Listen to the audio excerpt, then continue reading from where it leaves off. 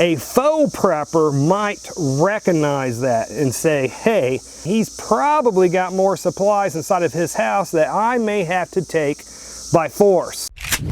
Do you have concerns about Marauders killing you after SHTF so they can take your supplies? Well, today you are actually going to learn about other preppers that will probably kill you for those supplies before those Marauders do. And you're also going to learn what you can do to avoid that. So let's jump right into this.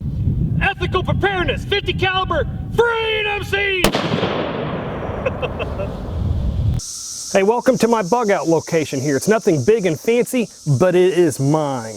And I still got a lot of work I got to do on this place, but it is slowly and surely coming along. So folks, as a long-time hardcore prepper and as somebody that's had this channel for several years, I've had the chance to talk to many preppers in this community, and unfortunately, something that really concerns me and needs to concern you also, one of the things that I have found is that there are a lot of people out there that claim to be preppers, but they never go past watching a lot of YouTube videos on prepping, and they do a lot of talking about prepping. And again, they claim they're preppers, but what I have found is there are a lot of preppers out there that never get past watching videos on prepping and talking about prepping, and they never actually get into physically putting food storage back, putting supplies back, and actually learning survival skills. So when SHTF hits these faux preppers, these preppers that never get past watching videos and talking about prepping, when SHTF hits, these faux preppers will be just as desperate and hungry as everybody else. They are going to be just as desperate as the rest of the general public because they don't have food put back, they don't have supplies put back, and they never practiced and put those skills that they've seen in YouTube videos, they never actually practiced those skills. Now folks, don't get me wrong, I am not saying that the majority of you folks that watch this channel and watching this video are one of these faux preppers. I do understand, I do know that many of you that watch my channel and watch my videos are good hardcore preppers. Some of you even light years above me on prepping. But my real fear is that us preppers, we have a tendency when we meet somebody else that says they're a prepper, we have a tendency to talk about our prepping and what supplies that we have, etc. And so my fear is that a real actual prepper that has food put back, that has other supplies put back, and that learns skills, that they meet one of these faux preppers, and then when this faux prepper says, hey, I'm a prepper too, and that faux prepper even starts talking because he has knowledge of prepping from YouTube videos that he or she has watched, that the real prepper starts releasing too much information of what supplies they do actually have. Again, releasing information of what they do have to somebody that doesn't have. Hey folks, you looking to buy bang sticks, aka freedom dispensers? Palmetto State Armory has them. Do you need freedom seeds for your bang sticks? Again, Palmetto State Armory has them. And are you looking for great tasting prepper food that will actually last 25 years and help keep you in fighting shape after SHTF? Nutrient Survival has the best darn homestyle scramble I've ever tasted. So check out the affiliate links down below. Now preppers are like this, and I'm like this too. We have a tendency, we like to meet other preppers.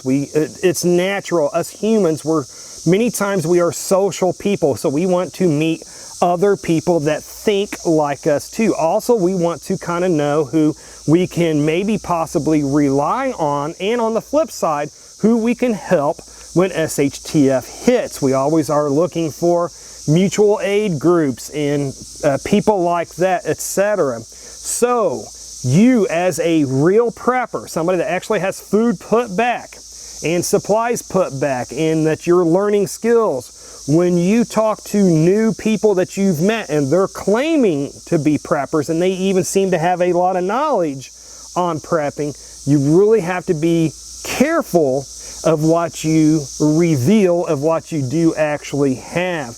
especially if you ever have prepper meetings where people end up coming to your house, or you eventually make friends with somebody that you've met at a prepper meeting enough that you do invite them to your house. You want to do everything you possibly can before you actually reveal what you have and where you live at. You really want to make sure that this person that sees what you have or learns of what you have, that they have those supplies too, because when SHTF hits and that faux prepper starts getting desperate, he is going to know what you have and how to find your house to cut your throat in the middle of the night to take what you have when he gets so desperate that he's wanting to feed his or her family. And this is really huge here also. We have to remember that the message of this video goes beyond loose lips sinks ships. We also have to remember that these faux preppers, because they have watched so many YouTube prepping videos with the knowledge that they have gained on prepping because of all these videos that they have watched, they might be able to spot signs of a prepper without us ever actually having to say that. And what I'm saying there, kind of what I'm getting at there is, let's say that we have an economic collapse and we start living kind of like a third world country. People's not killing everybody and it's not complete SHTF and nuclear explosions and stuff like that, but say we're living like people live in Venezuela or something, where everybody has gardens, everybody has chickens and stuff like that. If you have your prepper garden out there, the neighbor, the other people in the neighborhood might just see that as a small garden like everybody else is having in that area. However, if you as a prepper, like most preppers do, you put a lot of thought into your gardens. If you as a prepper, if your outside garden is filled with a lot of nutrient-dense vegetables, not your typical gardens like you see most people have, a faux prepper might recognize that and say, hey, that is not your typical little backyard garden. That is probably a prepper's garden, and he's probably got more supplies inside of his house that I may have to take by force. And think about this too, rain barrels. Let's say you have rain catchment system outside of your house so that you can get water, so that you can purify it and stuff like that. Your average person wandering out there may not even know what they are. They may not even see them or notice them. However, a faux prepper will notice them and say, hey, there's a high probability this is a prepper's house. I may have to go in there and take stuff from him by force. So this video is just a reminder that not only can loose lips sink ships and get you in trouble after SHTF, but also subtle evidence, subtle hints that you may inadvertently expose down the road. Because again, these faux preppers will, while they don't have stockpiles put back like real preppers do, unfortunately, they will have knowledge of prepping and know how to look for those signs. Now, if you are one of those faux preppers, here is my advice to you. My belief is that if you are watching prepping videos, it's because you don't want to be somebody that takes stuff by force. You don't want to be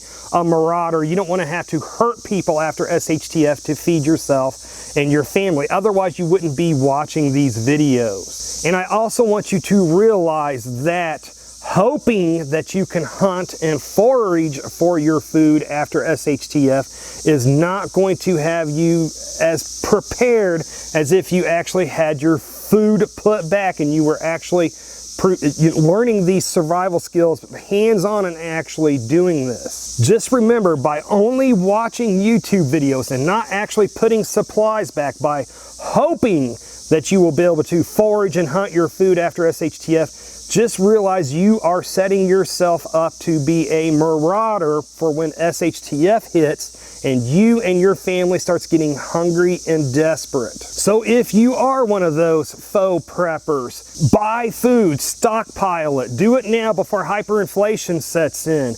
Watch a video to learn a skill and then actually physically go out and practice that skill. But have your food and have your supplies and your skills Have that all set in place before SHTF hits. Don't turn into the person that you don't want to be. So I want you to do me a favor and comment down below with your thoughts on this subject. What can you give that would add value to this video? And to learn why you will die after SHTF if your plan is to hunt wild game and to forage for wild edibles, then click on the video that should be appearing on the screen just about now to learn what most people don't know. Anyways, folks, this is enough internet for me today. It is time for me to get to work. And folks, if you made it this far, hey, thank you very much for watching, and I pray that you have a good night.